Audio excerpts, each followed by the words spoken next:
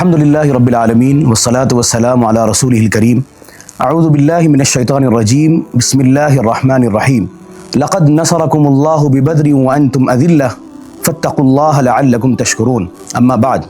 تمام تعریفیں اللہ رب العزت کے لیے ہیں جس نے ہمیں ایمان کی دولت سے نوازا، ہمیں امت محمدیہ میں پیدا فرمایا اور ہمیں حق و باطل کے درمیان فرق کو سمجھنے کی توفیق عطا فرمائی۔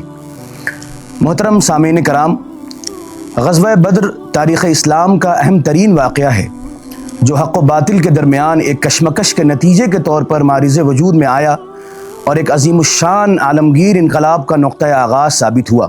اس عظیم تاریخی غزوے کے واقعات و اسباب کا گہری نظر سے جائزہ لیا جائے تو اس میں علم و حکمت، عبرت و موعظت اور احکام شریعت کا ایک گراں قدر خزینہ ملتا ہے جس کا ایک ایک نقطہ امت مسلمہ کے لیے فلاح دارین کے سفر میں مشعل راہ کا کام دے سکتا ہے۔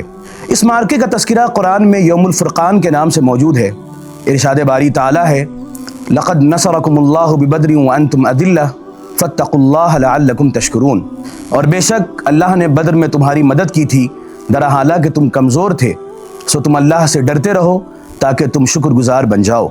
رمضان المبارک سن 2 ہجری کا وہ دن ہے جب کفر اسلام کا اولین معرکہ پیش آیا تھا۔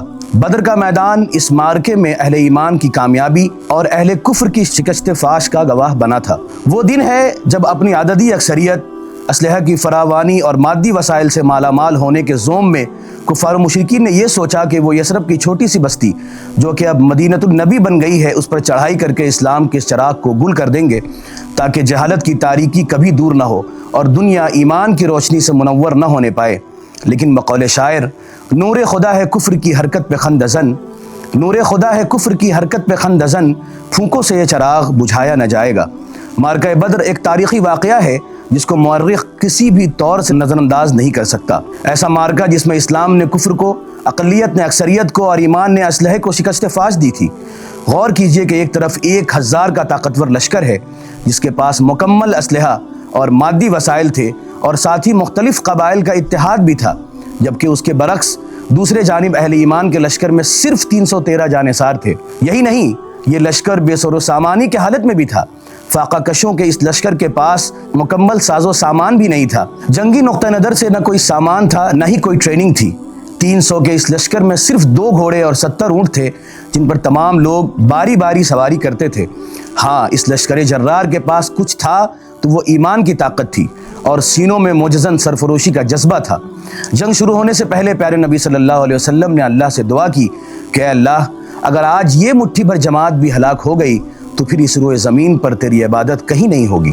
اور پھر دنیا نے دیکھا کہ کس طرح اللہ سبحانہ و تعالیٰ نے اس جنگ میں اہل ایمان کی غیب سے مدد فرمائی۔ ارشاد باری تعالیٰ ہے اذ تستغیثون ربکم فاستجاب لکم انی ممدکم بألف من الملائکۃ مردفین وما جعلہ اللہ الا بشرا ولتطمئن به قلوبکم وما النصر الا من عند اللہ ان اللہ عزیز حکیم۔ اور وہ موقع جب تم اپنے رب سے فریاد کر رہے تھے، جواب میں اس نے فرمایا کہ میں تمہاری مدد کے لیے پے در پہ 1000 فرشتے بھیج رہا ہوں۔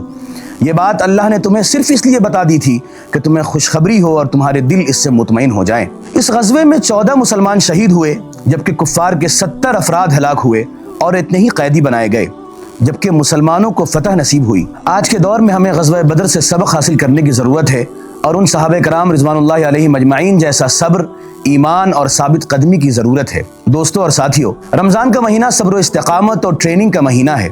غزوہ بدر کا واقعہ مسلمانوں کو یہ یاد دلاتا ہے کہ اللہ تعالیٰ ہمیشہ ان کے ساتھ ہے۔ حالات کیسے بھی ہوں، انہیں کبھی نا امید اور مایوس ہونے کی ضرورت نہیں ہے۔ غزوہ بدر سے ہمیں کئی اہم سبق ملتے ہیں۔ غزوہ بدر ہمیں صبر و استقامت کی تعلیم دیتا ہے۔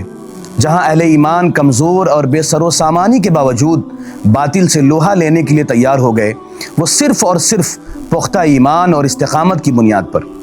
جنگ بدر سے ہمیں یہ سبق بھی ملتا ہے کہ حق کی راہ میں چاہے جیسے بھی حالات آ جائیں، ہمیں اللہ کی ذات پر مکمل بھروسہ ہونا چاہیے اور کبھی بھی اس کی رحمت سے مایوس نہیں ہونا چاہیے۔ اللہ اور رسول کی محبت تمام رشتوں پر مقدم ہونی چاہیے۔ جنگ بدر سے ہمیں یہ بھی سبق ملتا ہے کہ اہل ایمان کے نزدیک اللہ اور اس کے رسول کی ذات ہی سب سے مقدم ہے اور دنیا کے تمام رشتے ناتے اس کے سامنے ہیچ ہے۔ جنگ بدر کے موقع پر ہمیں نظر آتا ہے کہ صرف اسلام اور دین کی خاطر باپ اور بیٹے بھی آمنے سامنے ہو گئے۔ عزیز تحریکی رفقا، آج کے حالات کا اگر ہم جائزہ لیں تو آج بھی ہر طرف باطل کی یلغار ہے اور امت مسلمہ پر چہار طرفہ حملہ ہے۔